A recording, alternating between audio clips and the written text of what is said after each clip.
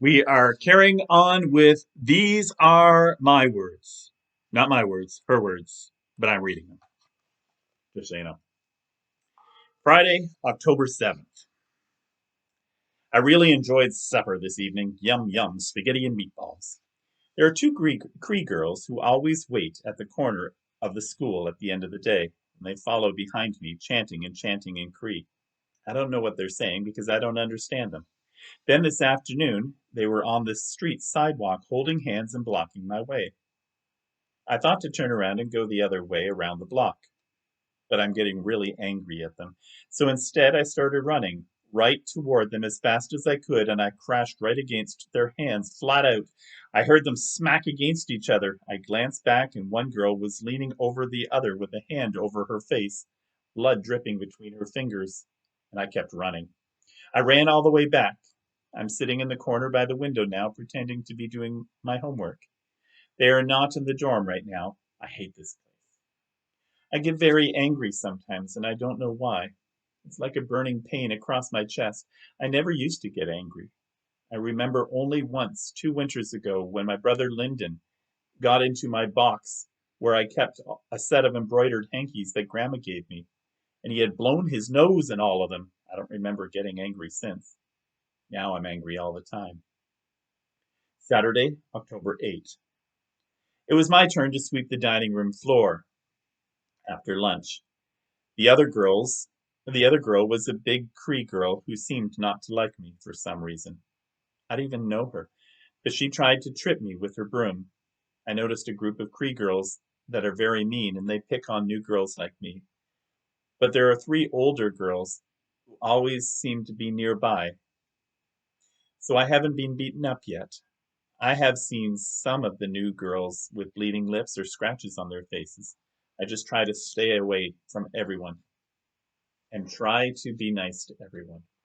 I smiled at a girl across the table from me at lunch, and she just stuck her tongue out at me.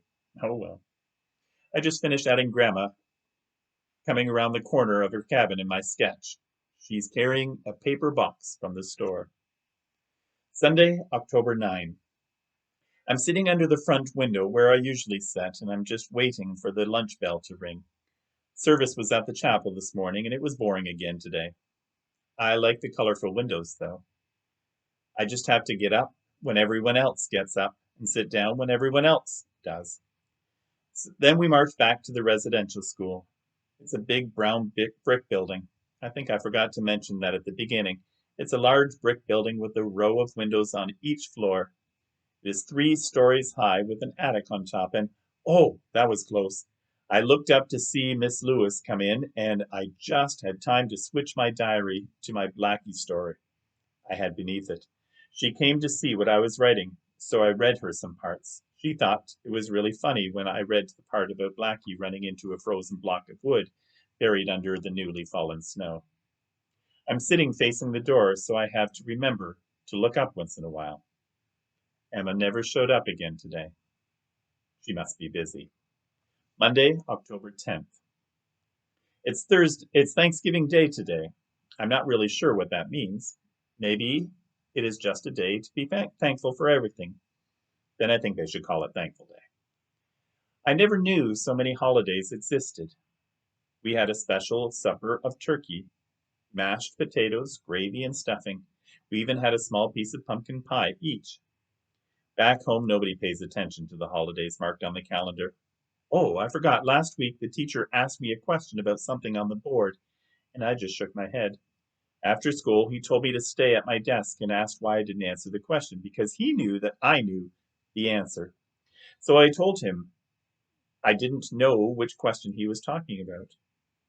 He went to the board and wrote something and came back to me and asked me what it said. I told him I didn't know because I couldn't see what he wrote from where I was sitting. He just shook his head. Tuesday, October 11. An older girl and I went to a dentist's office in town this afternoon, but I didn't know where we were supposed to go.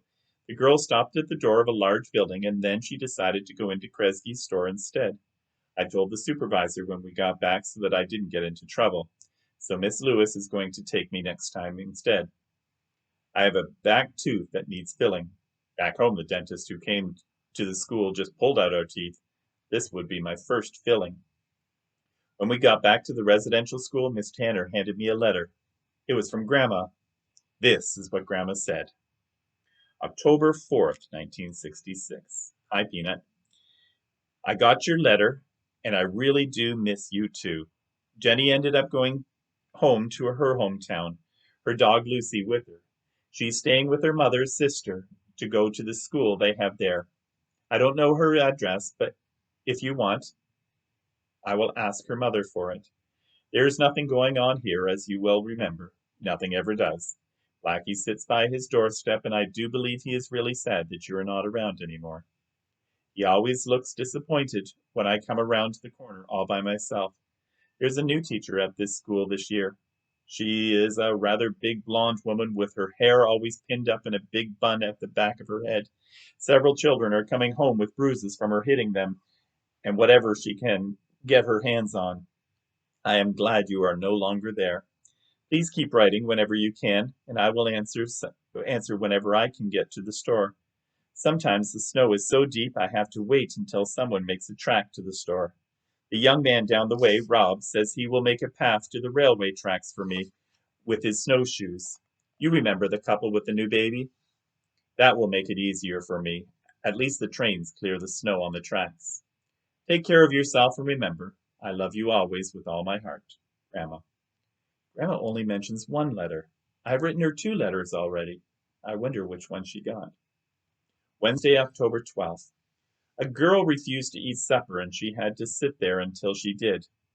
She was still sitting there crying when we finished sweeping the floor.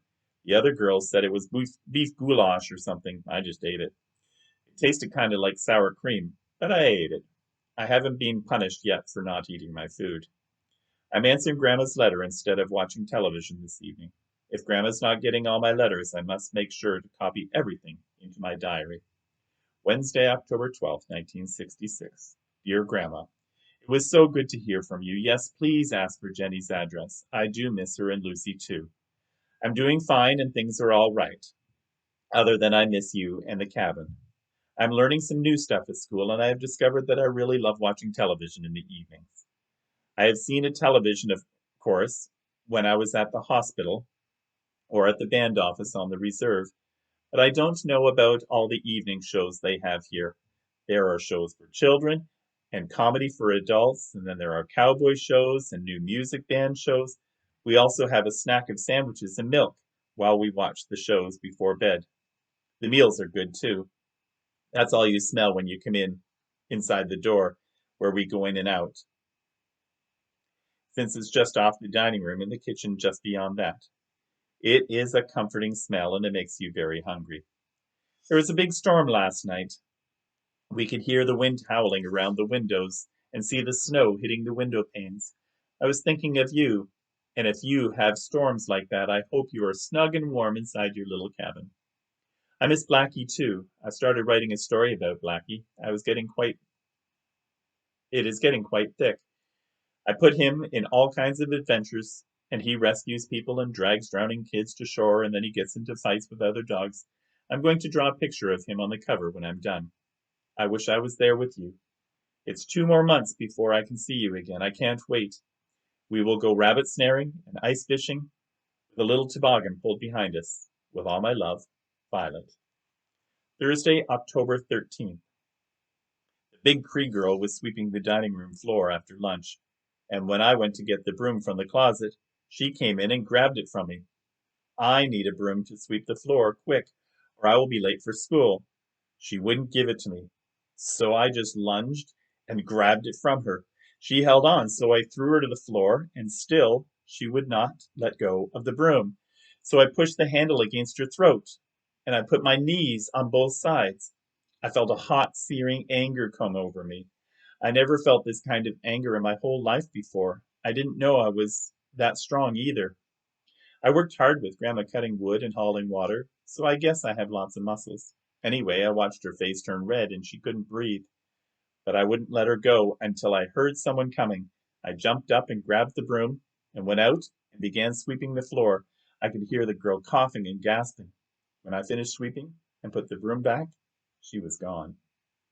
After supper, I was excited to be called to the office for some kind of I was expecting to be called to the office for some kind of punishment ever since we came home from school, but nothing yet. I guess I'll just keep waiting. I wish they would just get it over with. I started shaking when I was thinking of what they would do to me. It's bedtime soon. Maybe the Cree girl didn't say anything. Friday, October 14. I waited for my punishment for beating up a Cree girl before breakfast, but still nothing. At lunch, I swept the floor and saw the girl sweeping up her half of the dining room without looking at me. I ran all the way back to the King George School.